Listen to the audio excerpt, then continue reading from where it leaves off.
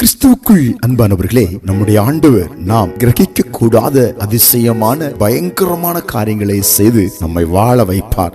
சோர்ந்து போகாதிருங்கள். சங்கீதம் 65:5 பூமியின் கடையாந்தரங்களிலும் தூரமான சமுத்திரங்களிலும் உள்ளவர்கள் எல்லாரும் நம்பும் நம்பிக்கையா இருக்கிற எங்கள் ரட்சிப்பின் தேவனே, நீர் பயங்கரமான காரியங்களை செய்கிறதுனால் எங்களுக்கு நீதி உள்ள உத்தரவு அருளுகிறீர். அன்புக்குரியவர்களே, நம்முடைய ஆண்டவர் தம்மை நம்புகிற பிள்ளைகளுக்கு பயங்கர காரியங்களை செய்ய போகிறார். இதுவரைக்கும் நடக்காத ஆச்சரியமான காரியங்களை செய்து உங்களை மகிழ்விக்க போகிறார். சாட்சியாய் நிறுத்த போகிறார். சந்தோஷமாய் நிறுத்த போகிறார். ஆசீர்வாதமாய் நிறுத்த போகிறார். தேவன் உங்களுக்கு நீதி உள்ள நியாயாதிபதியாய் வெளிப்படுகிறார் என்பதை எல்லாரும் காணத்தக்க விதத்திலே அவரை நம்புகிற உங்களுக்கு அவர் பயங்கர காரியங்களை செய்து எதிரிகளை ஆண்டவர் மடங்கடிப்பார். உங்களை ஆச்சரியத்தில் மூழ்கடிப்பார். கலங்காதிருங்கள். ஒருவேளை இந்த நாட்களில் என்ன செய்வேன், ஏது செய்வேன், அநீதி நிறைந்த ஜனங்கள் எனக்கு அநியாயத்தை செய்து அக்கிரமத்தை வெளிப்படுத்தி என்னை மிகவும் மோசம் போக்கிக் கொண்டிருக்கிறார்களே என்று நீங்கள் சோர்ந்து கூட போய் வாழ்ந்து கொண்டிருக்கலாம். ஆனால் கர்த்தர் இந்த